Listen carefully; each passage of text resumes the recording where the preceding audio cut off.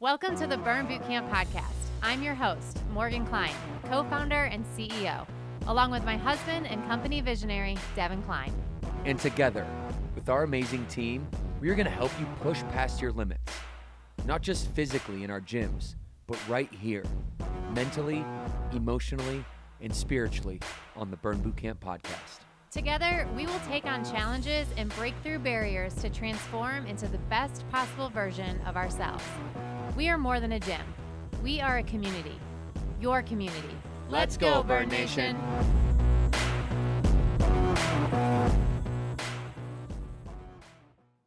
All right, everybody. Welcome to the Burn Bootcamp podcast. We are rolling. Welcome, everybody. This is an exciting episode. We have a brand new guest from the HQ crew on today. We'll get to him in one moment, but today we're going to talk about Breast Cancer Awareness Month. How important is that to all of us out there in Burn Nation? We all are affected by or know somebody who is affected by breast cancer in our lives. It's a terrible thing. We're fighting against it, have been since day one here at Burn Bootcamp. Excited to bring another month of awareness to it in October. We're going to talk about detoxing. What is the truth behind detoxing? Is it good? Is it bad? Is it ugly? We're going to find out soon. And our guest is an expert in technology, and we're going to talk about the fitness industry and its crossover with AI. And I'm a nerd about this stuff too. We're excited to have our VP of Technology, new VP of Technology, Jason Brazil, or JB as we call him, in the building. We're going to go around, do some comments. Morgan, how are you? Bryce, how are you? JB, how are you? And I'll finish. Here we go. All right. Welcome, everybody. It's October 23rd, so here we are getting ready to celebrate Halloween. I'm enjoying the cooler temps. I've got my nice pink sweater on today. But yeah, it's been a good fall so far. So the weather has been great, and I has. think it's real fall now. We always get the fake fall where it kind of tricks you into thinking, all right, it's cooling down, and then it comes right back at 95, and I think it's here to stay. So it's exciting. It's football season. The Lions are winning, so I know that's always top on my priority list. Looking for these guys if they're shaking their head. I don't think Devin really cares about any of that, but it's baseball playoff time. I'm not watching football right now. Yeah, true. I feel you. But also we have Fire Club coming up as well, and so that's always for me. That's a nice little extra push in the gym. That's so right. It's not like you can completely get ready for a trip like that in 3 weeks, but I certainly try every year. So that's where well, I'm we'll at. talk about that with detoxing. Yeah, you know? I'm not going there, but it's just my camp count's been up a little bit these last 3 weeks compared to the rest of the year. Bryce will get like 3 weeks out from a vacation or something and be like, I'm about to look like Brad Pitt from Troy. If you don't put it out there, then you have no chance. Manifesting. Yeah, exactly. So. And JB, I was curious if they had to get you custom headphones as one of the biggest brains in the office. Well, I didn't know if you had to call in ahead, and I'm excited to hear from you today. Yeah, no, thanks, Bryce. And it's football season, right? I know we have to get ready for Fire Club, so we all got to be hitting the gym harder. But it's chili time, man. It's colder. We got to get the chili. We got to get all those things out there, especially for Saturday football, Friday night lights. You got Sunday all day, Monday night. It's like 5 days of just perfect football season. So I'm JB. I'm part of the new HQ crew. I'm VP of Technology. I've got about 20 years of technology experience in restaurant and retail, some big companies that are out there, and kind of bringing that vision of what we've been doing here at Burn for how we change technology. How do we make it easier for our members to be able to access things? And how do we change the app? How do we drive Burn On Demand to the next level? So that's going to be the key things that we do. Devin and I love to really nerd out on all of this fitness tech stuff, all the things that are going on with wearables and how we're getting all this data in today. We're going to talk a lot about AI, so I'm super excited about it. Yeah, and I am feeling really good, especially in my shoulders. You guys, we've been working these half-kneeling shoulder presses in the gym. Woo! I've been seeing lots of new cuts on the shoulders, let's say. Oh, that's right. Some Band-Aids? We We got Band-Aids on the shoulders? Start selling Band-Aids. Yeah. There's so many cuts out there. We got Burn Bootcamp New retail product. New retail product. I hope you guys are enjoying the monthly focuses in the gym. We're going to take this even to the next level in 2025. So that's what I'm doing currently right now, is really behind the scenes preparing our fitness product for 2025 with our VP of Fitness, Matt Morris. As you guys know, we have Burn Bootcamp On Demand. He's also the head trainer of our On Demand. And you guys can download the Burn Bootcamp app, even if you're not near a burn, and you can train with Matt, and be a part of our community. So, yeah, really excited to have JB here. Excited that it's fall. Baseball World Series coming up soon, not too far away here, and I can't wait for it. So, this episode today, everybody, is a very important episode. We're going to We have a new launch today that we're going to talk about in our on-demand category. But most importantly, we're going to really pay tribute to all those out there who have struggled or struggling or inevitably will struggle because it's so common with some form of breast tissue cancer in the future. Morgan, I know that our family has had its own experience there. And why don't after I give this little intro here, why don't you just talk a little bit about that? I know it's been a few years, and Lori is, always, once a survivor, always a survivor of breast cancer. So we're wearing pink today. Bryce has a little pink bee on. Morgan's got her pink sweatshirt. Are you guys twinning, Yep. JB? Yes, we are. Wait, are all Absolutely. of you? Oh, okay. No, I got a pink undershirt on. Okay. Yeah, this is mine. All right. Me too. Burn Nation. All out. All Yep. out, yeah. Yep. All out. Yep. And we want to wear Wednesdays on pink, everybody. Burn Nation, on Wednesdays we wear pink. Remember, every Wednesday in October, we're wearing pink in support of Breast Cancer Awareness Month. When we see pink, we know what time it is. We were at the NASCAR race a couple weeks ago, and all the drivers in the playoffs, they put their what's it called? Their window shield, their window screen was pink, which I thought was a really cool way. The football players always do something with their cleats. Sports always kind of do something with their shoes. So if you're a member of one of our locations, make sure you are repping your pink on Wednesdays for the next couple weeks. If you are not a member, you're interested in trying out Burn Boot Camp, we actually have a link in the show notes for you to be able to enjoy your first complimentary workout at Burn Boot Camp and get to be a part of the community. All right, so go ahead and take advantage of that.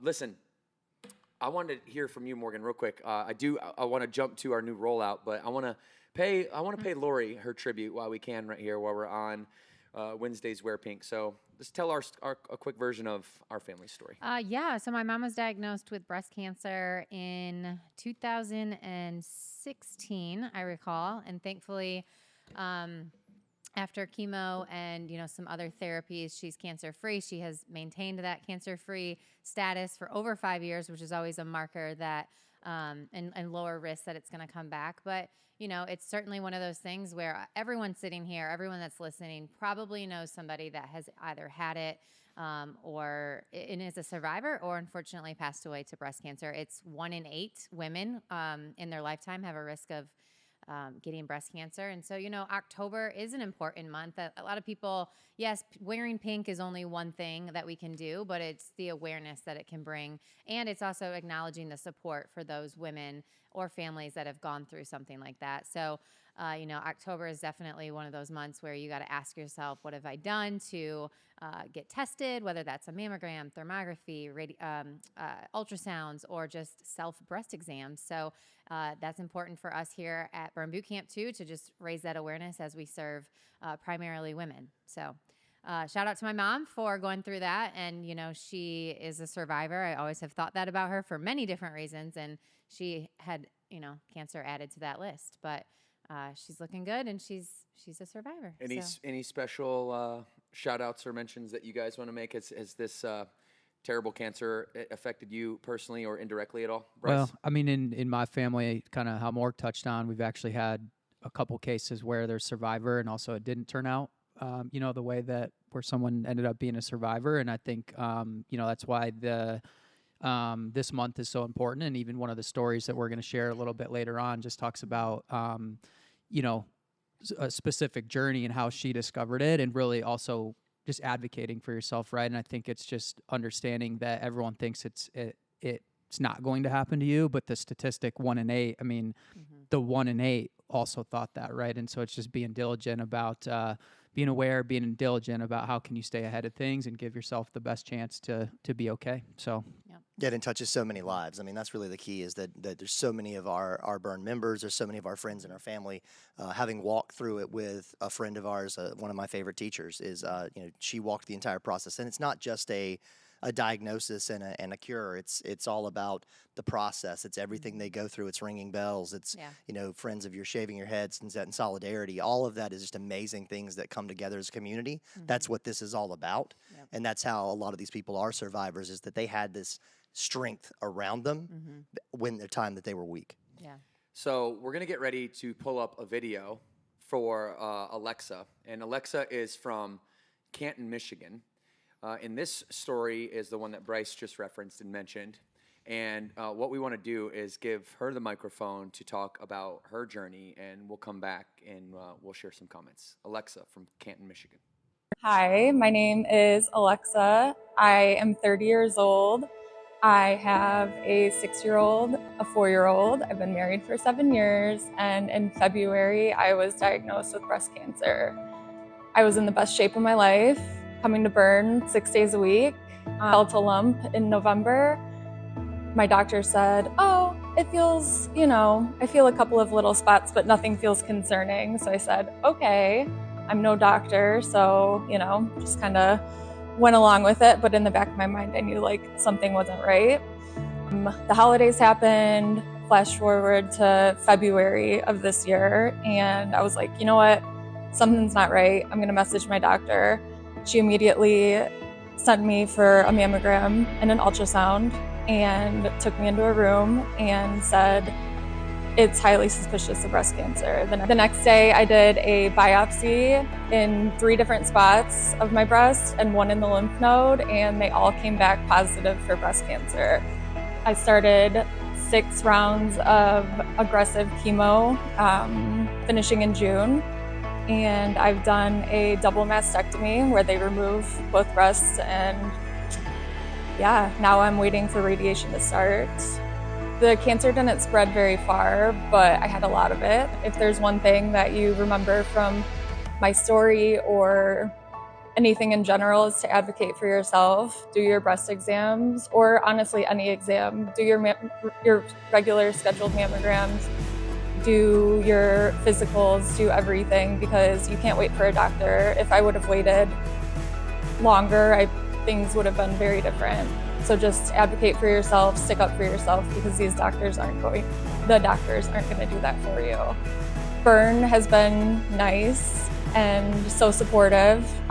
Before I was diagnosed, I was only here for 4 months. And as soon as I found out, obviously, I've been going 6 days a week almost, and Kelly was like, what's going on? And so I had 100% confidence in telling her what was going on, and just felt supported throughout, and just through everyone from Burn. And this journey has been incredible.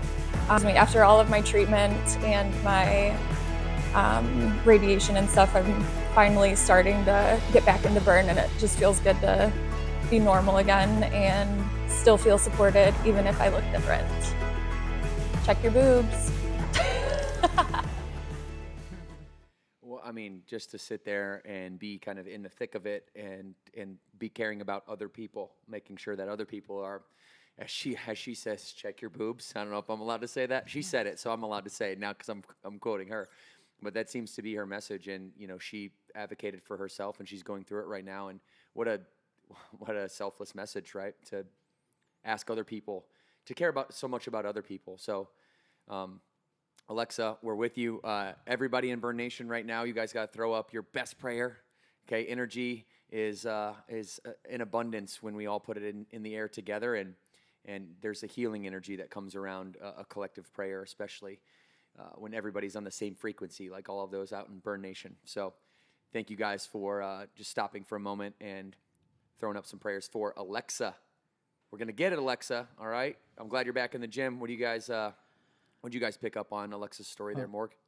I think, kind of to Bryce's point, just her message about advocating for yourself. I know even as a 36-year-old, I've had concerns with my own body, whether it be my boobs or other parts of my body. And you really do have to fight for certain tests. You have to be an advocate for yourself, because sometimes waiting the status quo until you're 40 years old to do your first check is not the best advice. And so if you're feeling off and you know something in your gut is not right, I encourage you to also do what she said, which is, go get testing and go to multiple places if you need to get the test that you need to feel good about it. Yeah, so. I think a good way to think about it is, there's a lot of doctors out there who certainly care. They love what they do. They're trying to make the right decisions, but you're one person who sits in that room with them amongst many throughout the day, right? To you, that's everything, right? So it's better to push, keep asking questions, come back again, go see somebody else and be wrong, right? And have a couple people tell you, no, you're okay, than just sit with something that doesn't feel right and months down the road realize, shoot, I should have said something, right? I should have spoken up. I should have gotten another opinion. So I love that message, and thankful that she did that and is a much better place right now because of it. But DK, you really hit it. I mean, staying in the gym, staying healthy, being a part of that. That's something that with Burn as a community, it's really just a godsend for people who are going through it. If you're at a big box gym, if you're just driving yourself and trying to say, hey, I'm going to get up off the couch, I feel awful, I'm not going to do that. But if you've got friends calling, checking on you, saying, hey, let's get in here. Hey, let me come by and pick you up. Let's get to camp. Yeah. Let's do those things together. That's what the community is about. That's going to help keep them healthy. It's going to help, keep that the mindset in the right place, and that allows them to really have that strength. Yeah, absolutely. And, so Alexa, thank you for sharing your story. And if you'd like to share your story out there, podcast@burnbootcamp.com. We have producer Chelsea behind the scenes ready to get you all the information you need to join our podcast via video. So Alexa, thank you for sharing your story. We definitely are inspired by your fighting, and we're going to keep fighting alongside you. And JB, speaking of mindset, as we transition here, you guys all know that we have Burn Boot Camp on demand. This rolled out last October, and this is a 45-minute camp, Monday through Friday. We go live right here in the studio, literally take the podcast set off, and then we go live, put the podcast set back on. As I said earlier, Matt Morris is here as the lead trainer. And listen, it's not just about the 45-minute workouts, okay? We have a brand new category. There's over 500 videos, by the way. And we have a brand new category that we're just rolling out now. Speaking of mindset, it's a very important category to me. We call it mental strength. And we have partnered up with my coach. This is my personal mindset coach, okay? DG, Derek Grant. And he sat right here in this studio, and he laid down videos for all of us in Burn Nation to get our mental game right. So if you're a Burn Bootcamp on-demand member, for whether it's a $9.99 member because you're a member in the gym, or a $29.99 member because you're not a member in the gym, you have to go check out Mental Strength. Okay, there's no extra charge for it. If you're a member, it'll be loaded. It's part of everything that you get with the Burn Bootcamp on-demand membership, because the physical elements of your fitness it's just a part of it. All right, what's more important, in my opinion, is the mental reps to go along with it. So now we can strengthen, we can lengthen, and we can get our mind right on Burn Bootcamp on demand. And we're going to continue to bring you more and more to help you in and outside of the gym. I know DG came to our summit and spoke to our entire system. He also came to our headquarter building. And and I want to ask each of you, what's one thing that you've learned from DG since he's been a part of the Burn Bootcamp community? But for me, one thing that he's learned for me is that he's helped me learn, is the notion of letting it go. And what letting it go really means isn't to not care about what happens in the future or the goals that we reach, but not let your emotions be tied to some outcome that's in the future. To let it go, to let go of the outcome. And he told me, DK, you have excess potential. And I'm like, that sounds kind of cool. What's excess potential? He goes, no, not a good thing. What you're trying to do is you're trying to jam a square peg into a round hole. Actually, he goes, you're trying to jam 4 square pegs into one round hole. And he taught me how life is all about energy, expansion of energy, contraction of energy, masculine energy and feminine energy. There's a time to expand, there's a time to contract. And when we don't feel congruent with ourselves, with our mind, with our body, with our spirit, we're in this mode of excess potential. We're in this mode of expanding, when really what you need to do is contract. It doesn't mean slow down and give up and start not caring. What it means is to be in the moment, be present, be where your feet are on the ground, and eliminate what he calls the most useful emotion, which is frustration. Anger and frustration are they're derivatives of each other, but they're the most useless emotion. Frustration has never led to anything good, so there's no sense to get frustrated with something that hasn't even happened yet in the future, and to let it go. And not to not care, like I said, but just don't be so fixed and focused on the outcome, and enjoy the moment and stay in the energy that the universe wants you to stay in, whether that's expansion energy or contraction energy. And so I could talk to you guys for hours about all of our hours of conversations, but that is the one thing to me that has allowed me to set my mind free and to really not allow approval of myself to be based on some outcome that we do or do not hit in the future. Morgan, what have you picked up on? Well, I have yet to watch all of his videos on the Burn On Demand, so that is something that I will be doing here shortly. But when he came and spoke to HQ and just kind of the content that I have heard, I think he just puts emphasis on perspective of life and what is in and out of your control and how you can attack those situations. And so I remember him writing that, that straight line with you're right here, right? And if you think too much about the past, then you have shame and regret and guilt. And if you think too much about the future, you have fear and anxiety. And all of those things are out of your control because they've either already happened or they're not happened yet. And so I think just that reminder to like be where your feet are and focus on what's in your control and have a good positive attitude about it. And then, continue to let life happen a little bit. So that was a good reminder for me because sometimes I worry too much about the past or future. Yeah.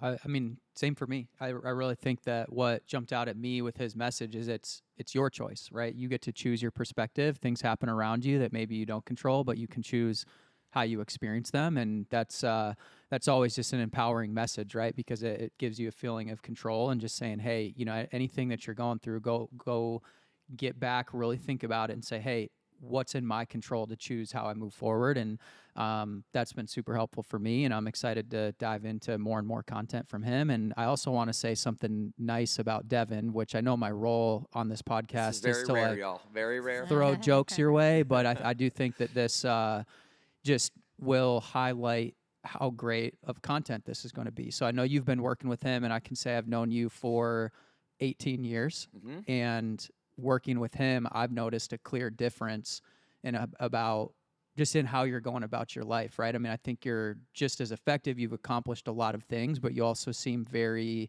way you're experiencing it, I think is different in a positive way. And I told him that at Summit when he came out, just said, hey man,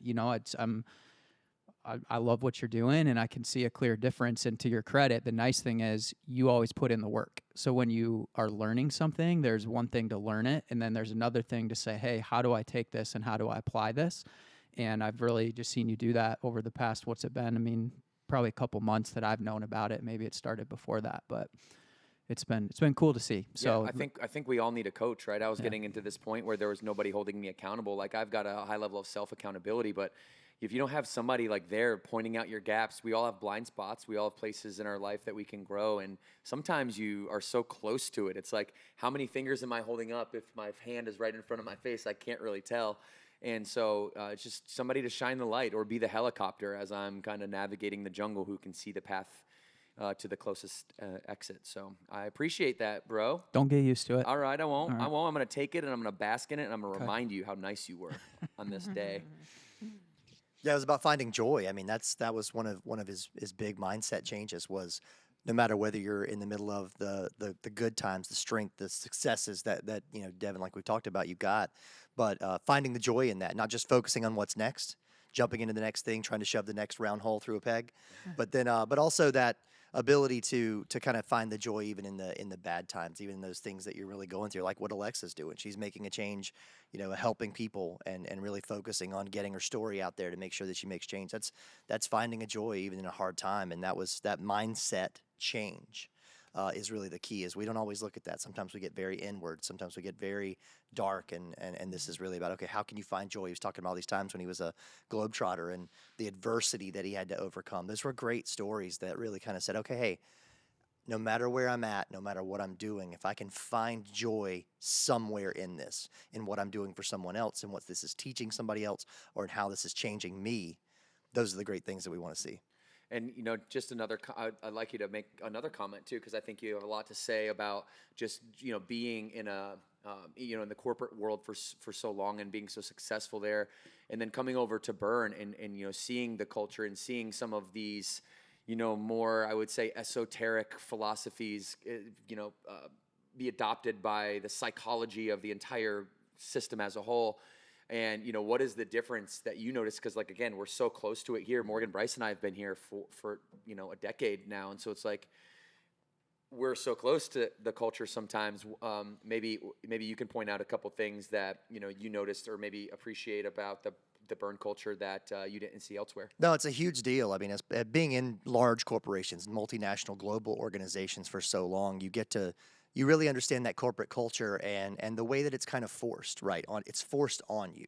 There's so many retreats that I go to, or conversations that we had to have, trainings that we got on what was the latest mental health conversation that we needed to have that felt like it really felt more like an HR, PR move, more so than it's something that's in the grain of the business. And I think that's really the big difference here. I loved hearing good stories at the other companies I was at about the impact a brand made on a life, but you can only do so much of that with pancakes and groceries, right? If you start thinking about, we were talking about this at Summit, listening to the message of members, listening to the message of operators, of BAs, of franchise partners that lost their way, that didn't know what their personal story was. They were a mother, they only had this, but now they're a business owner. Now they're a community leader. And it wasn't just one or two people. It was a major change that I got to hear from every person who walked on that stage. Burn really impacted their life. And that's something you guys have built. And that's something I get to be a part of every day now. That's me finding joy in a job change for me. But it's really something that now I can go, hey, I'm part of that. I'm part of a fitness culture that when you talk about fitness, when you get to be a part of Burn and you're in fitness versus these larger organizations that are in retail or restaurants or things like that, you're not changing lives, you're providing a service. Whereas in the fitness industry, just the nature of it, even without all of the extra culture that Burn does, you're changing lives. People who walk in, I mean, myself, I was 32 getting ready to go on heart medication, and I found fitness. By finding fitness, I was able to get that. I was able to delay that. I was able to drive my health better, to make myself feel better around that. And now I get to work and do it at the same time. I love it. Just to give you some credit, I'm pretty sure pancakes and groceries have been part of some of my core memories. And so I like to think that, like, you know, some of my happiest memories, maybe you played a part of, like getting that gallon of ice cream on in the freezer or something like that. So I definitely have a core memory after I did my first bodybuilding show. I told Morgan like 3 weeks before, I'm like, hey, right after we're done, we're going to Denny's and we're getting all the chocolate chip pancakes we can. Yeah, there you go. Plug for the Grand Slam. Plug for the Grand Slam. I felt like just garbage for like 3 days. It was a bad it was move. a temporary feeling. Yeah, but I appreciate it. It was a life-changing experience. Life-changing experience there with my chocolate chip pancakes. Well, everybody, you know Burn On Demand has 16 different categories: HIIT workouts, recovery. We have now mental strength. Here's all the different modalities that we have. It's not just a 45-minute live stream Monday through Friday. It is all of these other things, from knockout. We have motherhood, pregnancy workouts, recovery, quick camps if you're in a pinch and you want to make sure you keep your streaks alive and your Keep Moving Club alive. Recovery, you know, that's where we're going next, because we have a question from, let's see. Suzanne. We got South Suzanne. Jordan. Okay, Suzanne phoned in. Did she phone in? Did she call in? Did she email in? I would imagine she podcast emailed. at burnbootcamp.com. Okay, podcast at burnbootcamp.com. She emailed this one was carrier pigeon. Yeah, smoke signals. Yeah. Did I just say phone in? Yeah, I was like, I don't know whose phone they have, but you're certainly not answering It's Delilah. No, that reminds me of like a cord phone. Like you just have to like phone in a message and somebody writes it down with like Morse code translations. Yeah, dial tones. Okay, so she says, we regress. I have heard you guys talk about lengthening and strengthening on the podcast before. Do you feel like stretching should correlate with the body part we worked that day at camp? So being the trainer on set here today, I will go ahead and I'll break this down for you. The answer is absolutely, definitely. After you tighten your muscle, you strengthen your muscle. When you're strengthening it, what you're doing is you're tightening it. You're contracting your muscle. Okay, the contraction, right, is what gives you, that real engagement and that recruitment of those muscle fibers. And so we have to lengthen just as much as we strengthen, okay? Now, I will say that lengthening doesn't take quite as long. I will say that. You can lengthen in a sufficient amount of time, in about 10 to 20 minutes, when it might take you, 45 minutes, let's say, to really tax out an individual muscle group. But I'd like to lay out just quickly 2 forms of lengthening that I think or stretching. Let's just say stretching, not lengthening, because that's a broader category. 2 forms of stretching. You have a ballistic stretch, and then you have a static stretch. So what we call ballistic stretching in Burn Boot Camp is what you'll experience in our dynamic warm-ups. Okay, dynamic means ballistic. It means moving. It means or ballistic is more translated into like bouncing. So if I'm stretching and I want to drop down into, let's just say, catcher stretch. Okay, I'm going to drop down, I'm going to squat down, hips below my knees. I'll put my elbows on the inside of my knees, and I'm going to drive my elbows out. Okay, if I stay there and I just hold that, that's a static stretch. Static means holding, rigid, not moving. Ballistic means moving, bouncing, making space, creating freedom. So we want to make sure that we are doing ballistic stretches prior to any activity, and then we want to do static stretches post-activity. Okay, so a static stretch, my favorite is called flex and breathe. So if I'm sitting down and I put my legs straight out, just the classic seated hamstring forward fold, I'm going to reach out and I'm going to try to touch my toes, and I'm going to try to hold that position with my knees touching the actual floor. I'm going to breathe in. On my exhale, I'm going to try to get a little bit further and hold. I'm going to breathe in.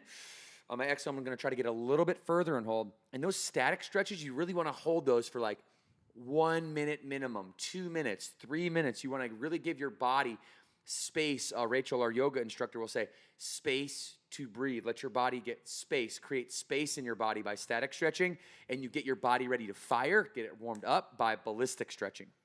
So the answer to your question is 100%, Suzanne. We want to do a ballistic stretching on the specific muscle groups or the specific movements. If they're compound movements, multiple muscle group movements, we want to make sure our ballistic stretching targets those muscles, gets them fired up, gets them kind of warmed up to go fire during a 45-minute workout. And then when we're done and we're all contracted and we're short and, our muscles kind of feel like they're, I got like T-Rex arms after an arm day, or my legs feel like concrete after a leg day, we want to make space, and we want to hold, and we want to flex, and we want to breathe. So the answer to your question is yes, it should correlate with the body part at camp. It should not only correlate to the body part, it should correlate ballistically to the movement prior to, and statically in a hold post-workout. Did you guys know that? Somewhat, because I remember there was a point when I was playing youth sports where all coaches who were probably just dads and volunteering just were stretching just before and after, right? Like just touch your toes. And then there was a level where you start to get into school sports where you have coaches that, maybe played a little bit more and it started turning into a dynamic warm up and then a stretch after, right? And that was always kind of when you're a kid, you just do what the coach tells you. And that's the first time I learned, hey, we want to do ballistic to actually get the blood flowing, start using the muscles a little bit. And then after is when we're going to kind of all sit in a circle with helmets that are as big as our body when we're like 9 years old and actually do the touch your toes. Yeah, and as a resident old guy at the table today, that's really important for us as far as the lactic acid buildup, the ability to continue to move, to get up the next morning after a hard workout, especially one of those leg days that Matt likes to train, kind of pull us together on. Whenever you want to stand up the next day or actually be able to sit down anywhere, being able to stretch that out is something I'm really bad at. I don't do it. Yeah. What I love about the kind of burn camp mentality is that it really puts me in a place where it says, hey, this is important. We're not doing our 2 claps on 2 until after we've done the stretching. Mm-hmm. And so how many camps are you? You're on fire with camps, aren't you, dude? You've been knocking them out. I'm at 65 right now. 65. Yeah. And that's probably out of about like 80-something attempts. Yeah, because you didn't start camps per week is probably pretty good right now. Per week. Yeah, I started in May, so yeah. Are you going to be a 250 guy next year? I'm not going to be a 250. What about a 200 guy? Definitely a 200 guy. Next year, right? Next year, yeah, for sure. No, that's what I mean. Next year. Oh, yeah. Next year? I could do it. We're going to do it together. 3-4 times a week, right? Yeah, if you go 4 times a week all year, I believe you'll be like right there. You might have to kick up to 5 for a few weeks. We got to do the math on that more. Well, and then now that we do allow certain on-demand categories to count, then you can even hit a Sunday in there, a stretch, things like that. I really love the versus ones where I can actually race Matt. Oh, yeah. Right? That's going to be my goal. So if I can set a goal to beat Maddie at something. Yeah, let's go. I can't wait for that day. All right, detoxing. Let's get it. Yeah. Bryce, you got an article for us. Let's pull this article up, Tony, and let's make sure that people get their eyeballs on this article. It's also going to be in the show notes. This one comes from USA Today. Yeah. Okay. Yeah. So let's dive into, so this is from Caroline Boyle. And we know that we're just going to read this article and then we're going to discuss, because as I've learned from these two on this podcast, one article doesn't just make it true, right? So we're going to talk about what this article says, and then I'm always curious what Bill Nye, the fitness guy, is going to say down at the end here. And, so let's jump into it. So we're talking detox, and the headline says, what is detox, and here's why you may want to think twice before trying one. And so really, it starts out by saying, what is a detox? So first thing is, let's define it. And really what this article says, there's not really a medical definition, right? There's products out there that kind of market towards a gut detox and supplements, and this is a specific diet. But this article actually doesn't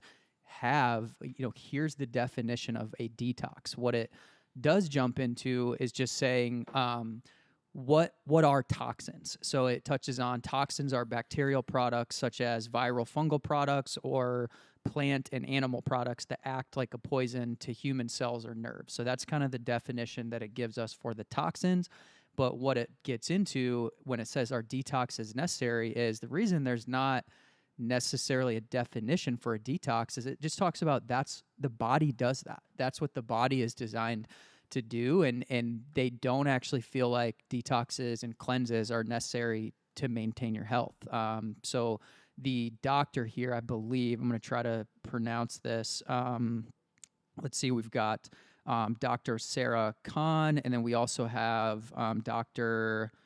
Josephine Nee, who are just talking about there's just zero scientific evidence to support that the use of cleanses and and detoxes are necessary. And so even when we get down to, okay, even if you choose to go that route and just say, well, maybe it's not necessary, but is there any harm done, right? They just talk about how a lot of these supplements are, marketed heavily, but they're not regulated heavily. So they're just, they don't require approval from the U.S. Food and Drug Administration. So you just really don't know what you're taking in these particular products. And they're kind of saying, look, is it necessary? No, and there might actually be some risks. So think twice, make sure you know what you're putting in your body and why you're doing it. So what do we think?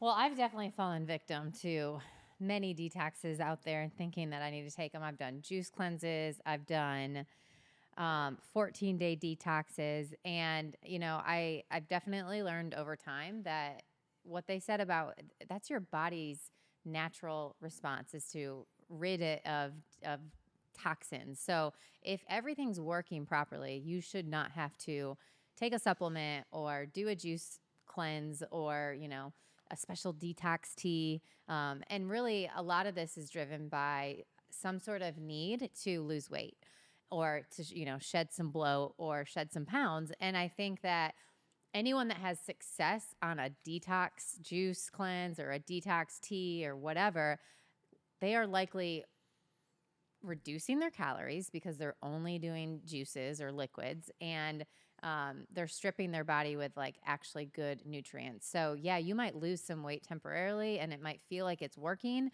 but really all you're doing is limiting your calories, which is a way to lose water weight or actual fat. So I'm not a big fan of them. I've learned a lot over time. They seem great because marketers are great and influencers, no offense to influencers, but they will share products because they're likely going to get compensated for it. But I would just think twice about, hey, how can I just start to look at my diet, drink more water, just do things that naturally our body appreciates and will continue to detox the way that it's meant to function. Yeah. So that's my take. Yeah, the key thing about that is the way we diet, right? Is the fad diet capabilities. I mean, I've done a little bit of everything. I no-carbed it for a long time, right? Yeah. And that was, it's a way of changing your body. It's a way of recompiling, but it's also not great for your kidneys. Mm-hmm. I had some kidney issues that came from that. And so it's all of that extra work that it puts on your kidneys to do that. So much of it is about detoxing, is knowing what is toxic to your body, what is too much in the things you're doing. You may have an allergy that you need to remove that. It's all about inflammation. Yeah. What creates inflammation in your body? How do you move that around?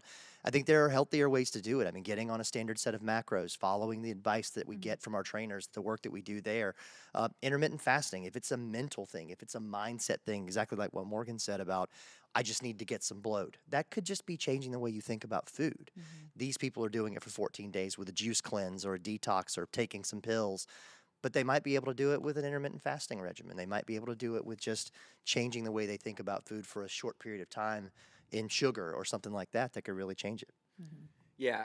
So let me do my best to summarize everything that you guys are saying, because the truth about detoxing is that your body is a machine, and if you feed it clean food 80 to 90% of the time, we're not asking you to only eat broccoli and baked chicken and clean food 100% of the time. That's unrealistic, but clean food 80 to 90% of the time, then you're never gonna have the need to detox because you're not gonna have that high level of toxicity and that causes inflammation in your body in the first place. So Morgan and I have both fell victim to detoxing. Everybody in Burn Nation, I think at one point did a detox. And then we get smarter. And I'm not here to demonize any products, any services, but I will tell you that if you're looking to a detox to fix your problems, a detox is BS and it's not going to do any of those things. That's the same thing as when somebody says, hey, I'm going to go on this diet and I'm going to lose 100 pounds in 90 days, right? All you're doing with that type of goal is you're just counting the days in which you start over again. And that's all a detox is.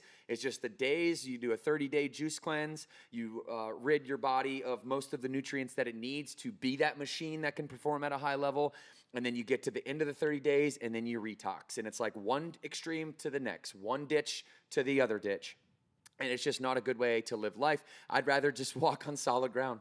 We don't need to do these extreme measures unless, as long as we are prepared to be consistent, right? I'm not going to demonize keto. I'm not going to demonize intermittent fasting or detoxing, right? Unless you're using that for an outcome that it should not be used for, if that makes sense. Like, for me, I do intermittent fasting a lot. It's not because I think it has some magic detoxification autophagy power that's going to make sure that my body fat dissipates overnight.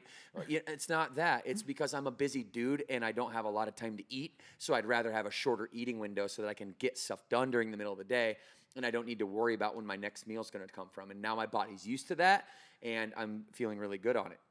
And so the downside to that is you don't eat enough calories, right? You don't fuel your body. So the downside of all of these fad type strategies is that you're not giving your body the nutrients that it needs because you feel this short-term success of maybe waking up the next day and feeling a little bit leaner when all you've done is drank 5 juices that day, and it feels good in the moment, but it's absolutely terrible for you in the long run. Quick example is, I saw a handful of my friends back when keto became popular. They all jumped into keto head first. They didn't do their due diligence. They used it as this fad tool. And I started seeing hair falling out. Morgan, you remember some of this stuff? Hair was starting to fall out. Fingernails were starting to turn yellow. It's not because of keto, right? It's because of the malnutrition that was happening because of some extreme strategy that was undernourishing the body. It wasn't because of keto inherently. And so, like I said, I'm not here to demonize anything, but if you're doing a detox because you think it's going to fix all of your health problems, you are sadly mistaken. And you need to come to the Burn Bootcamp podcast more, and we need to get you more even keeled as you go throughout your journey. Because if you're too high or too low emotionally on any given strategy, you're going to be blind to what reality actually is. And the reality is that there's 3 things: it's strengthen, it's lengthen, and it's nourish. Right? Or I could say strengthen, lengthen, nourish, and sleep, right? So we're working out, recovering, resistance training, protein, water, recover. All right, that's it. There's no magic here. There's never going to be magic. It's been this way since humans were humans, since we stood up and started walking on 2 feet. So it's not going to change. So let these types of fads come and go. All right? Let them come and go. Don't attach your entire identity or being to them because you're only going to be let down on the other side. Was that science? Very educational. All right, Bill Nye, the fitness Bill Nye, guy. the fitness guy. Yeah. All right, we got another member Q&A. Andrew from Homewood, Alabama. How do you stay updated with the latest research and trends in fitness? Great question. All right. Should I start there? Sure, let's do it. All right. I'm going to be quick right here. The way that we stay up to trends and all the research and all the latest at Burn Bootcamp is really 2 ways. Way number 1, which 99.9% of our information comes from, is listening to our members. We do not fall in love with our business or our business model. We fall in love with our members and what their needs and desires, what their challenges are. How can we provide products and services and care for them so that they can overcome these challenges that they're having and get closer to the things that they desire in their life. So that's number one. Listening. We're not going to go hop on some article because it was trending and all of a sudden, like a lot of companies are doing right this minute, they're flipping their entire programming to strength training because hypertrophy, what we've been doing since 2012 in a parking lot, is becoming popular. We're not going to go stop doing conditioning and jump onto a full strength training, right? We're going to keep doing 3 strength training, 3 conditioning workouts every week. And we're going to continue to listen to our members, and that's what they want. They want a healthy balance. Conditioning, like, we're not going to waver on that. You want to know why? Because when you are talking about mental health, not just like emotional mental health, I'm talking structural mental health. The hippocampus is a structure in the brain responsible for long-term and short-term memory. And when you are conditioning yourself at a high level, meaning you're reaching your VO2 max, you're pushing your anaerobic threshold up, what we actually see, and this is in a book by Dr. Wendy Suzuki called Happy Brain, Happy Life, I believe. She talks about this level of metabolic, high intensity conditioning and the correlation to the actual growth of the hippocampus in the brain. So not only are you, more neuroplastic when you're working out really hard, meaning your brain can make connections easier, you also actually build the structures in your brain. We used to think that the neurons in the brain could not be built, or the brain just is what it is, and all it did was deteriorate over time. So think about the hippocampus. If it's responsible for short and long-term memory, then that means diseases like Alzheimer's, diseases like dementia, memory loss diseases are staved off by doing conditioning workouts. And you actually can grow your ability to remember. So fact check me out there. I'm sure I said something that wasn't exactly right, but I'm pretty darn close to it. So what I'll say is the second thing is we go to peer-revised, third-party, non-company funded, right, non-sponsored, but independently funded medical third-party peer-revised journals, human randomized control trials. So if we're going to go make some big change to a product or a service, we're not going to listen to what's going on like Instagram and the top 10 influencers. We're going to go right to where the scientists put pen to paper that have that are as unbiased as we possibly can find, and we're going to do our best to use our own logic, and we're still going to scrutinize those things, and we're still going to assume that there's underlying motivation. But what better can we do than to lean on the best data available by the people that we think and that society at large thinks do a really good job at creating studies. Now, the whole other side of that is like, what's really going on under the scenes, and can you really listen to those articles? Are they really independent? Morgan is really passionate about digging into that, and we will do that here on the podcast. But those are the 2 ways right now: listening to members and doing our best to take the research that we find has integrity behind it, and doing our best to make decisions that way. Look, from my perspective, I'm glad you covered all that stuff, because I'm just happy that we have the best people on our team to keep up with that kind of stuff. And then when I put my member hat on, I just have to go to camp and go to focus meetings, right? And that's the whole beauty. That's the beauty of it, is I don't actually have to do that, because you're doing that. And when I show up, I put the work in, and I have someone sit down with me and say, here's where your focus needs to be. It's pretty simple on my end, and I love that. Well, yeah, it should be simple, right? Have you had any focus meetings yet in your? Yeah, I've had my one, and it's really good. I mean, I get the feedback of what I need. We talk about where my macros need to be. We talk about the training and the body parts that I need to recover, and the strength I want to work on. That they give me that insight, right? And then having these conversations with DK around like, hey, understanding where hypertrophy is really going to change things. Why is it such a focus? Why are we changing the way that we think about strength, or what we're doing with conditioning, metabolic conditioning, strength and conditioning? Those things are just really helpful, because I spent so much time digging in. I'm a nerd, right? So I really like to spend all of my time reading about this stuff. But having a trusted resource, having exactly what you said, Bryce, somebody that is doing the work, that I can say, you know what, I understand why. I always have to know why, right? That's the question we have. And DK's always got a good answer, right? Matt's got a great answer of why am I doing this move? And it helps me with my trainers, even down in Five Forks, right? My trainers over there, they're really always good about saying, this is why we're doing this. and they reinforce that all the trainers at Burn are listening to you and Matt, getting on the trainer portal, understanding what's there, and they're communicating that to their members. So it's like you said, Bryce, all I got to do is go to camp. I get everything I need. I want to take camp with Jason because I feel like he's so smart that he'll be doing like an RDL and be like, you know what, the second cell in my hamstring is not firing. You know, I think it's a little dehydrated today. Is that your self-talk? That's my self-talk. That's how it the goes neurons just are not connecting in my. It's not working the way I want it to. If only I could. Well, use AI to figure that out. You know, and just speaking of trends and latest research, and there's obviously a big trend in food marketing right now, and Morgan and I are really staying hot on this. There's actually a gal named Vani Hari. She's known as the Food Babe. We were kind of coming up together here in Charlotte. I remember Morgan and I were sharing stages with her at like local expos back in, 2014 or so.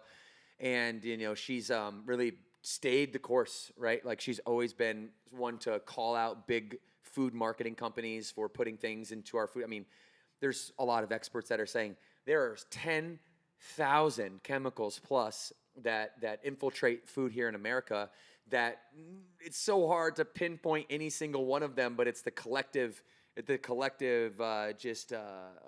compound effect of all of these 10,000 plus chemicals together that enter our food that, even seemingly healthy food isn't healthy because of the way it's produced, because of the way it's verified and the quality assurance that goes into it. So Morgan, just any comments there? I know that you've been really, in the last couple weeks, really been following, especially obviously. Yeah, well, she led the charge of, my former employer of Kellogg's. She showed up in Battle Creek, Michigan, about 2 weeks ago with 400,000 petitions of removing dyes from cereal, from Fruit Loops specifically, I think is where one of her arguments were. And, I think it was unfortunate that the leaders of Kellogg's didn't give them a time of day, didn't, open that conversation up. And, as leaders, Devin and I, and really all of us sitting at this table, it is our responsibility to continue to learn and continue to listen and continue to stay up on trends when it comes to how we're taking care of our body, because our name is on it. And so, anyways, I appreciate the work she's doing as someone who is, has 3 kids. I don't give my kids cereal. And even though I used to work there, that's actually one of the biggest reasons I left Kellogg's, is because I no longer was in alignment with the food they were producing and the impact that I know it has on our children when it relates to ADHD and just the amount of sugar that kids are waking up and eating. And then when you look and see how they're producing stuff differently in other countries, it's, again, disappointing that they aren't the leaders in wanting to actually make kids healthier. And, making kids healthier is making adults healthier. So anyways, it's got my attention. It has had my attention. I am definitely an advocate and a supporter of anyone out there that's willing to challenge that status quo and say enough is enough and let's do better for ourselves and for our next generation. Because like we've all said today on this podcast, it's not just about moving our body every day. It's about what we put in it. And if we don't continue to expect good options from these big food manufacturers and what's in our grocery stores and what's available to us at an affordable price, then we're just going to become sicker and sicker and sicker and sicker. And, we're one of the sickest countries out there, which is just disappointing. Where did you see like an Instagram post or something, or a video? Yeah. Video? We can pull it up in the next. Look up Food Babe on Instagram and see if you can if you can find that real quick. I do want to shine a light on something that I've known for a while. And this is pretty scary if you think about it. And I'm sitting here and I'm going to read off something just so that I'm getting this exactly correct. But a long time ago, I heard that the coloring agents that are used in food like Fruit Loops are the same coloring agents that are used in textiles. And so this remains true. There's a little caveat. So some of the dyes that are used in Fruit Loops or textiles or other and in textiles or other products share the same synthetic coloring agents. For instance, food dyes like Red 40, Yellow 5, Yellow 6 are also used in various non-food applications, including cosmetics, clothing, and personal care products. Here's a breakdown. So Red 40, or Allura Red, Yellow 5, Tartrazine, and Yellow 6, Sunset Yellow, are FDA-approved food colorings but are also commonly used in products like clothing dyes, cosmetics, and soaps. There is a slight key difference, and this what I'm reading here says that allegedly that the key difference lies in the grade of the dye, that food grade dyes must meet stringent safety standards for human consumption, whereas dyes used in textiles and industrial products are not meant for ingestion and are subject to different regulatory guidelines. The key question is, what are those regulatory guidelines? Like, how can it be that different? And why is it okay to have the same food coloring agent go into our food that's also put in the t-shirt that makes my shirt red? It just seems off to me. I get it. Maybe there's a different grade of dye, or maybe there's a different standard, but like, what is it? Is it just hey, we need to check this box and make this a little bit more stringent? Because I know that we don't mandate that any food that we approve is deemed safe. It just is deemed not dangerous yet, which is and we're the only country in the world that's like that. So no wonder why Food Babe is on a hot trail. The last sentence in this article I'm reading here says the chemical composition of these dyes is the same in both food, industrial applications, but the purity and additives may vary depending on their intended use. All right, so I want to see that video. This is Food Babe. Is this the one? Do we have the one where she's in Battle Creek at headquarters? Good Morning America. Let's play that. Now to the protesters outside the Michigan headquarters of Kellogg, demanding the cereal giant remove artificial dyes from cereals in the U.S. They've done it in other countries. Eva Pilgrim is here with more. Good morning to you, Eva. Good morning, Robin. There has been this push amongst moms to really pay attention to the ingredients in the foods we feed our kids. This morning, growing concerns around what's in breakfast cereal. This morning, a food fight over cereal. About 1,000 people protested outside the Michigan headquarters of Kellogg, demanding the company remove artificial dyes from cereals in the U.S. I'm here for the mom, all the moms who struggle to feed their children healthy food without added chemicals. Kellogg, the maker of Fruit Loops and Apple Jacks, announced nearly a decade ago that it would remove artificial colors and ingredients. The company did that in other countries. For example, Fruit Loops in Canada are colored with concentrated carrot juice, watermelon juice, and blueberry juice. But in the U.S., Fruit Loops still contain artificial colors, including red dye number 40, yellow dye number 5, yellow dye number 6, and blue dye number 1. Studies have claimed those dyes could cause behavioral problems in some children. California just last month banned the dyes from food served in public schools. It is not crazy to expect better for Americans. We need to do better, and we are seeing the effects of these chemicals in our body, it just riddled in all of our food. And so we'll stay hot on this topic for you guys. But, we really do want to just shine the light on our food that we eat, because so much of our energy is derived from the nourishment that we give it.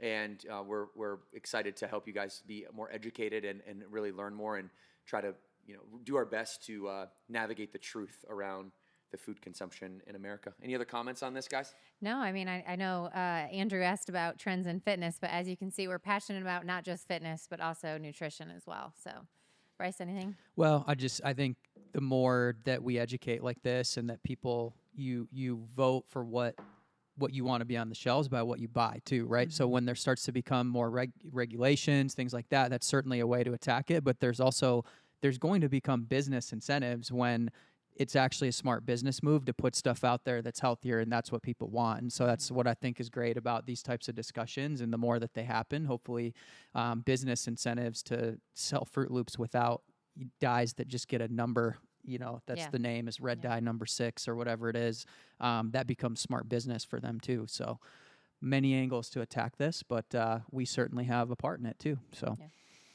All right, you guys. So we have the expert in the building here, and we have a guest explainer session, all right? I know you're pumped up for this, JV. He's been waiting for us to get done talking about Fruit Loops so that we can start talking about some AI in the fitness industry.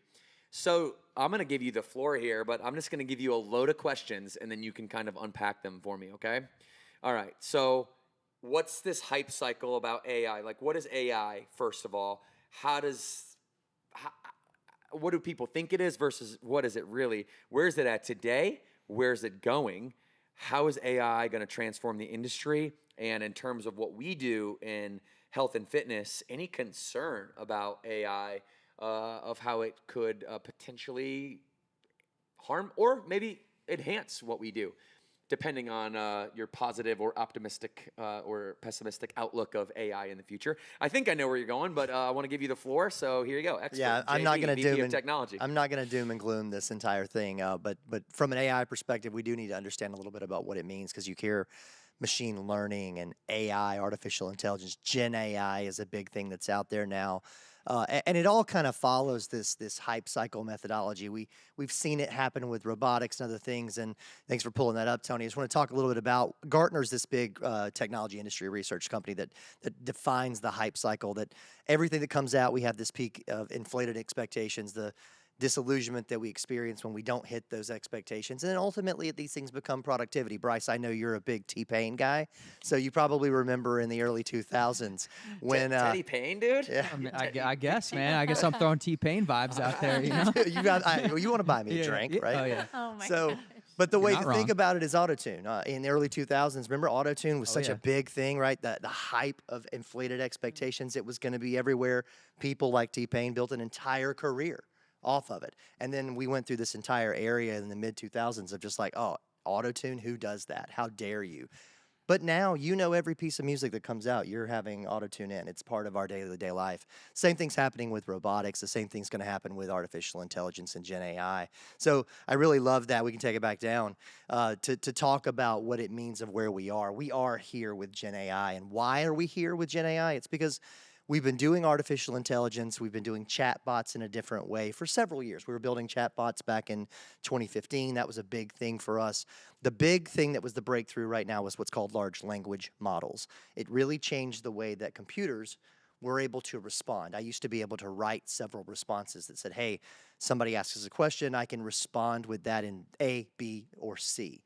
Now, large language models allows me to say, I'm going to take parts of A, B, C, G, E, and F, and I'm going to be able to pull those back together into a new response. That's ChatGPT. An ability to use a large language model, a large data set that we have to be able to respond in different ways. So generative AI that we're talking about today is really going to be about the ChatGPTs, the Copilots, the Midjourneys that are taking these large pieces of data sets, and being able to respond to us in a completely different way that makes us think we're not talking to a bot, but we're talking to a trusted friend, a ChatGPT that can answer a question that can change the way we search. And that's really probably the biggest thing I want to say is, what is it doing right now? How is it affecting us right now? It's changing the way we find information. Even Devin's using it to figure out information right now. I use ChatGPT probably 95% of the time, and then I'll use Google just to fact check ChatGPT because it is wrong sometimes. Which is a great point that we're going to make about how correct it needs to be. Which is why I wanted y'all to fact check me, because I was reading off of ChatGPT earlier when I gave you some of those definitions. So where's AI today? I think that's really ultimately it's about finding data, organizing data in a different way, presenting it to us in a way that we didn't think about before. We talked about when the iPad came out, it was like, oh, this is going to change the world. Or some people were like, nope, it's a big iPhone. But what we thought in the tech side was this is going to change the way we consume media. And if you look at every kid, every Gen Z that's an iPad kid, it has changed the way they consume media. They don't watch TV. They watch YouTube on their iPads. That's what that has done. This is going to change the way we find and interpret information. Search is going to completely change. Google is not going to be Google if they don't get on the AI thing, because you can search on ChatGPT far faster and get a better answer than you can with a Google search and scrolling through 100 responses that you have to then figure out. Is it weird to me that Google is super slow and annoying now? Like you use ChatGPT and you're used to getting your answers like right away, and they're super curated and right to the point and give you exactly what you want. I'm going to Google like, now I'm impatient, right? I'm just going there and I'm like, this is a waste of time, and I'll go back to GPT. Well, think about the things that are table stakes now that you expect. There are things that we used to think about in apps that we were building applications and putting them on mobile apps, and you're like, oh, it can do this. This is awesome. Look what it can do. Now we think about what it can't do. If we can't sign up with one click, if we can't finish a form, if it can't automatically pre-populate our credit card information, we're annoyed. Yeah. These are table stakes things that I have to type now. Ugh, what are you thinking? Lazy people, right? But that's the way we do it, and that's what we'll see in the future as we start to the Chat GPT integration with voice, right? Think about your Google Homes and your Alexas, that Apple Intelligence, that now I can ask a question and respond and get a visual cue and a response. You're going to be like, why do I have to Google search and type it in anymore? I can't just talk to Google. Yeah, you can, and that's where we're going to be. So you're definitely saying that right now we're in the T-Pain phase. We're in Is the that what you're saying? We're in the Just T-Pain. making sure I understood that. And because he did come to our college town and we did see him, and I certainly was hyped. And so if we're in the hype cycle, I mean, that's a great analogy. Yeah, just so we're all clear, Bryce is a big T-Pain guy. Well, in his concert, he was the feature on a lot of other artists' tracks, but he still killed it. Just, when you don't have Eminem there, when it's Eminem featuring T-Pain, it's a little bit different. It does a little of an experience. It's a little different. I think where my concerns are, and I'll just kind of take a left turn here. We're not talking about T-Pain anymore. I'm sorry. Is understanding like what's the governance on some of this stuff, and what's the protection mechanism? Because I think about when we talk about fitness industry, Devin, you did some like photos that were AI generated, and that made you like super buff, and they were very weird. But like if you I was also a space cowboy. Yeah. And then I was also a yogi. So there's like the image part of it, of like kind of what we know now as like filters and Photoshop and like all of these things and that deep fakes, and that can make somebody look completely different than they actually are, right? In this whole world of technology and social media, it's like there's danger around that too, as we don't know what's real and what's AI. And then the second thing is, when we talk about educating people and influencing people, right now on my TikTok feed, if I scroll, there are some things that I'll stop on that is Donald Trump's voice over like B-roll, but it sounds like him, but it's actually not him. So like the words that people think Donald Trump is saying, because they're AI generated, someone just made this clip, can be believable by somebody who wouldn't know. Yes, whether that's actually him or not, because no one's fact checking it. There's no governance to say, this is not a real voice. This is AI, So I just think like when you think about education and the articles that we've pulled up here a lot on podcasts, it's what's going to tell us as just everyday consumers what's real and what's not real. And this is where we're getting into the disillusionment. This is where we're falling off the cliff, right? As we start thinking about that stuff, it's because the data, the privacy, the governance aspects of that are not as fully developed as they should be. Yeah. People are overusing it. Yeah. Right? They're going to overuse this to make themselves yogis and superstars, right? Yeah. And so that's where we're going to end up. And there's always going to be a lot of fun in AI and what we do. There's also a lot of people who are immediately looking at the next generation of technology as how do we use it to exploit others. Artificial intelligence is going to work its way into ransomware and spyware. That's why October is Security Awareness Month for HQ at Burn. Shout out Kevin, killing it. Kevin. Yeah, you guys are killing it. But that's a big key for us, is making sure that we're following how are we protecting ourselves from AI? And that's what we want our members to understand too, is how are you protecting yourselves from AI as in the things that it can do negatively, while adopting it and embracing it in the things that we can use it for positive. As we think about your health data, this is one of the big reasons many of you are MyChart users. Many of you have what we call EHR, the electronic health record. That's with your doctor. It allows for a whole new way of thinking about data in the health industry. And that trend is ultimately going to filter out as it's become this privacy aspect. That's going to filter out to what we're doing in fitness. It's how it's going to change the way we think about focus groups. We've got these visions around how are we going to take all of this data, all the wearables that we have, whether it's Apple or Oura Ring. It's the reason that we talk about with Devin, like developing your own wearable is interesting, but there's so many that are out there. There's so many that are coming. We know that Apple's working on their first ring. We know that Apple's actively working on a type 1, the ability to read blood sugar real time, a CGM, a continuous glucose monitor that allows you to be able to pull that data into your phone, then access that data and utilize AI to make those types of additional things. And that's really the key for us, is that as the industry adopts it, as privacy becomes more of a controlled thing, a better way for us to be able to understand that it's our responsibility with our members' data, just like with your payment data, just like with your privately independent, individual data, your first name, last name, your email address. The way we protect that data is the same way we're going to be protecting their health data. So HIPAA compliance, this is a big thing in the health industry, in the pharmacy industry. We talked about supermarkets, is something that we have a lot of experience with, because when you're passing your prescriptions, that data has to be encrypted in flight, encrypted at rest. You won't want people to make changes to your prescriptions. Those are life and death situations. Yeah. That's the same type of thing that we're going to handle that data from a health data perspective at Burn. When we talk about what our trainers have access to, why we want to tap into your wearables, why we want to know more about what your macros are doing at some point in the future, why we want to know where your blood sugar is at, to be able to help you with that. And that's how it's going to transform the industry, because it's going to make those decisions real time. It's going to be able to make that data information back, but it's also the fear. Yeah. We should always have a healthy fear of technology and where it's going, right? Yeah. And that's where we keep ourselves protected. We make sure that we keep our members protected. And we think about, how we're going to use this to predict things like diabetes, like heart disease, like cancer. Some of the things that we have, but we have to worry about the being wrong. Yeah. There's a reason, if you look at Google, when you used to have that search, there was a little while that every search you did responded with an AI, with a Gemini response. They pulled that back. It was giving the wrong answer. It's why you fact check ChatGPT. My kid, I'll go ahead and tell you guys the story. He loves to use ChatGPT. He's a college student at Clemson. And so, but I love the kid, but he uses ChatGPT just like every other student out there. Yeah. The teachers are having to change the way they think about looking at things. He's not using it to cheat, but he's using it to get information. But he's using it to check his work. And what we found is that when he's checking calculus in ChatGPT, it's giving him the wrong answer. And so you have to actually fact check it with a Python, which is a scripting language, to be able to do that. It's not smart enough. So your kids can't just be using ChatGPT. So that's our big message. You can't just use ChatGPT for all your math problems. And so don't do that, parents, because it will give you the wrong answer. And then you'll have to go explain to your teacher why you were wrong. So I want to dive into more about AI and how we think about the Burn Bootcamp app.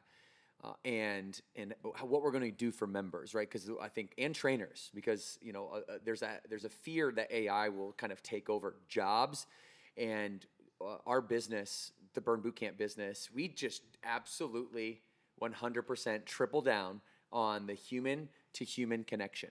Okay, so it's it's manifest by there's no screens on the wall like some of the other companies in our space that where you look up and the screen tells the member what to do. No, we believe in the creativity, we believe in the expertise and the relationship, the trust that's built that can't be recreated with AI.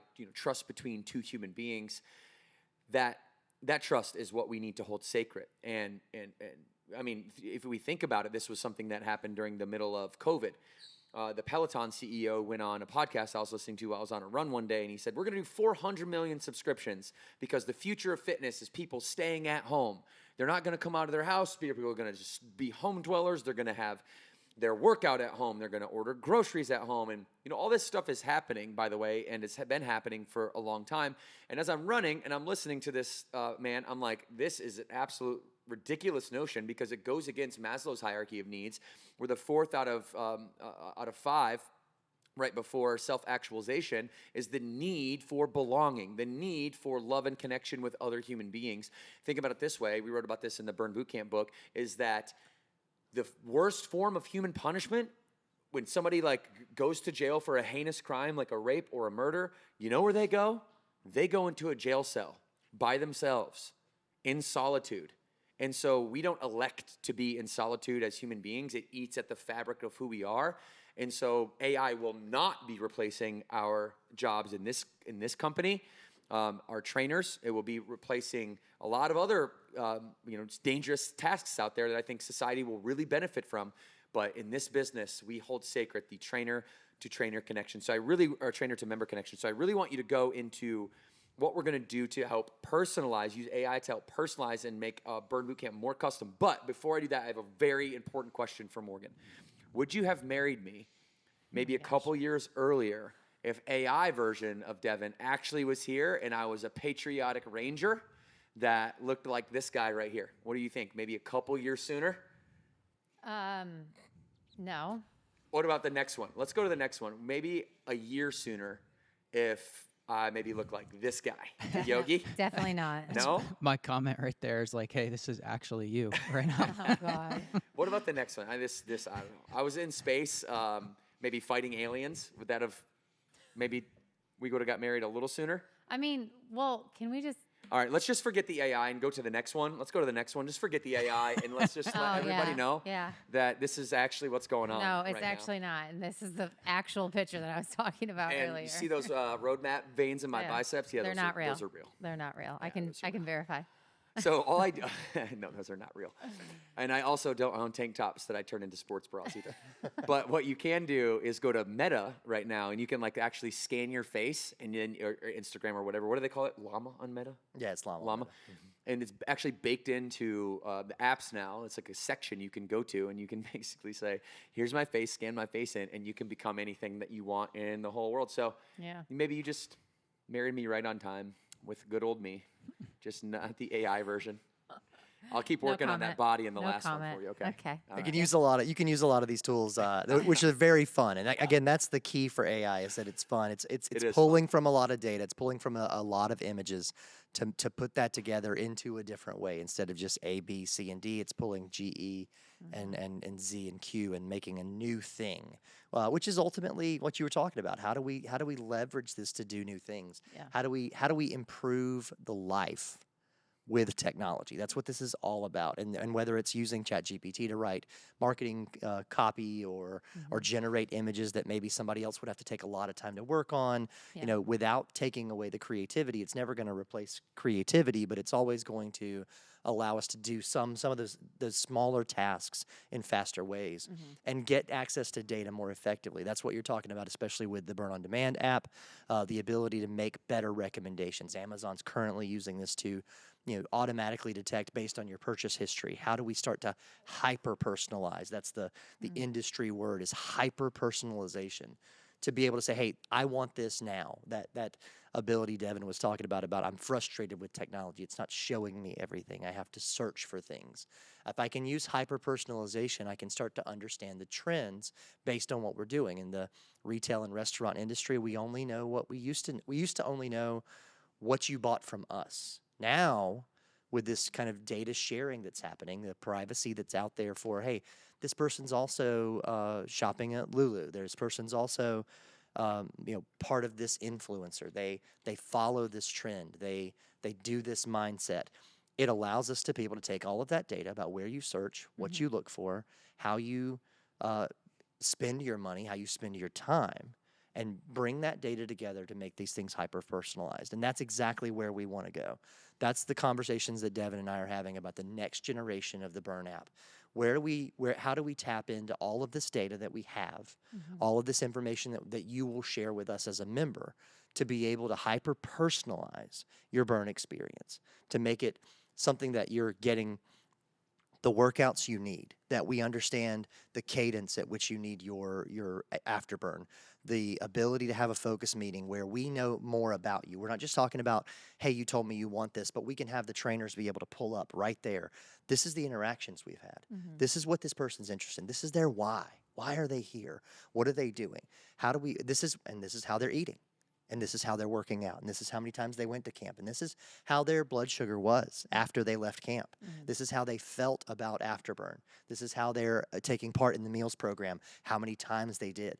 And that allows us to tailor that experience to change the way that you're a hyper-personalized version of what Burn actually is for you. Yeah, that's going to be called My Plan. And it's going to be an evolution of our focus meetings. We're going to take focus meetings are in person, and we're going to make them digital, give you more structure, hyper-personalization around them. And we're working hard on that right now. We will not say a release date because Morgan will put her hair up in the sky. But we will make sure that when the time is right, you will have something that is absolutely taking your experience to the next level. So maybe if I get on My Plan, I'll look like that last image there one day. If I just eat my burned meals and my protein, maybe I got a cute little weird smirk too. Right. It's almost like Is that up on your guys' bathroom mirror No, but to start every day? Devin was just in California not too long ago, and they made tattoos of that picture. That picture. So I've got one in my office right for you. Yep. You put it right on your chest. Put it on your cheek, Right, Bryce. okay. I want it on your cheek. What size? Is it like a low face tattoo? Yeah, or can I, It's it might be a chest piece. Okay, cool. Yeah, it might be a chest piece. All right, you guys. Listen, we have a couple more segments here. And what we really want to do is answer Stacy's question first from Morristown, New Jersey. So member question, okay? From a form perspective, what are the top mistakes you see people making in the gym? All right, Morgan. So we are not just going to talk about this one. I need you to take your headphones off for the first ever trainer talk breakdown of the burpee. I'm going to marry these two things together. We're going to talk breakdown of the burpee. From a form perspective, what are the top mistakes you see people making in the gym? It's just not knowing the form. Just not knowing. Knowledge is potential power. It's not execution. But in order to execute, you need to actually know what it is. Make sense? Say yes. Yes. All right. So we have a new angle today on the podcast, everybody. We're growing, we're evolving. And so what we're going to do is I'm going to stand right here and I'm going to shout at this mic. Hopefully you guys can hear me. And Morgan is going to go ahead and break down a burpee, all right? So I want everyone out there to realize that there are a couple or maybe one, what we call a single form cue. A single form cue that's going to really help you do the movement the right way, okay? On a burpee, there's really two form cues that I want everybody to know, okay? So when we go ahead and we place those hands flat on the ground, you're always going to bend your knees, all right? Morgan's going to stop right there. Keeping your shoulders stacked over your wrists, you're going to jump your feet back. Everybody pretty much knows this one. Now, here's the first form cue. When you draw a straight line from fingertip to fingertip, literally a straight line from fingertip to fingertip, you're going to touch your chin on the other side of that line. That's the first single form cue. Go ahead, Morgan, go down. Because if you touch your chin on the other side of that line, what you're inevitably going to do, the rest of your body is 9 times out of 10 going to be in the right position. Here's what not to do, is to take your nose and try to tuck it underneath, like in between your thumbs, and then you can see a lot of us will get our elbows going out nice and wide, we get some rotator cuff impingements, now all of a sudden, we are not in good form and we are in danger zone, okay? And while Morgan sits here and holds this position, she's going to start shaking here in a minute, I'm going to move her on. Now she's going to jump her feet back and stop. Okay, this is the second form cue. Look. Thumbs, and heels are on the ground. Thumbs and heels are on the ground before she puts her body weight through her heels and jumps up in the sky. Hands are over the head here, 2 people, all right? Now, let's go a little bit quicker.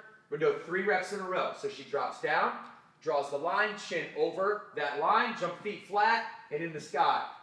When her feet are also flat, her logo is facing the wall in front of her, her hands go up in the sky. And so those are just a couple tips that you can use on burpees, all right? And we're gonna continue to break down form cues here on the Burn Bootcamp podcast. And instead of just talking about it, we're gonna be about it. So thank you guys for Morgan. Thank you for your sweat on the podcast today and helping us all get better at burpees. Did you guys know those single form cues on the burpees there? Have you ever thought about it that way before?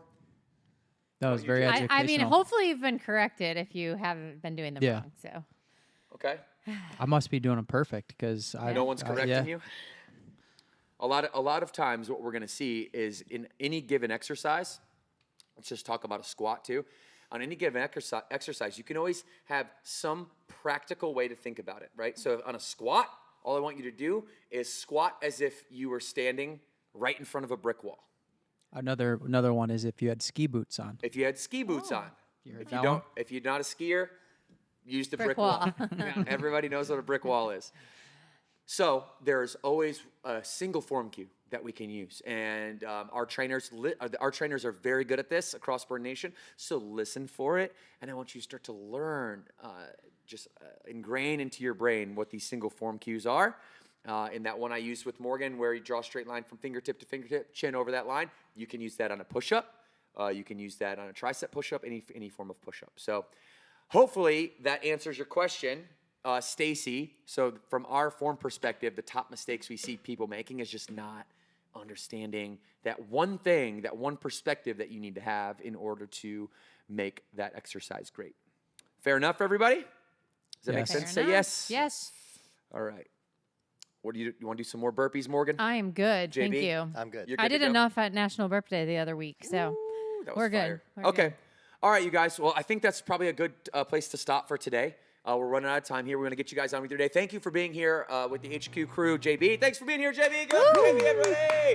As always, my co-host, Ultimate Burn Bro Bryce, and your CEO, Morgan Klein. We would love if you guys would just go ahead and subscribe to Apple Podcasts. Leave us a review. If you've listened to more than 3 episodes, you haven't left a review. We're coming for you. That was your birthday gift. Yeah, you're supposed to give me a birthday gift. I think there was a lot of them though too. We got to go double check. Thank you guys. But happy belated birthday to me, and if you want to please give me a birthday present, and Morgan, because her birthday's coming up in a few weeks. Go ahead and leave a review for us. We love it. It is our oxygen. We do read them all, and we do get very excited when a new one comes in. All right. So, like we said, go check out DG's Mental Strength on Burn Boot Camp on demand, and reminders to keep moving. 2 claps on 2. 1, 2. See you guys later. Bye, guys. Thank you.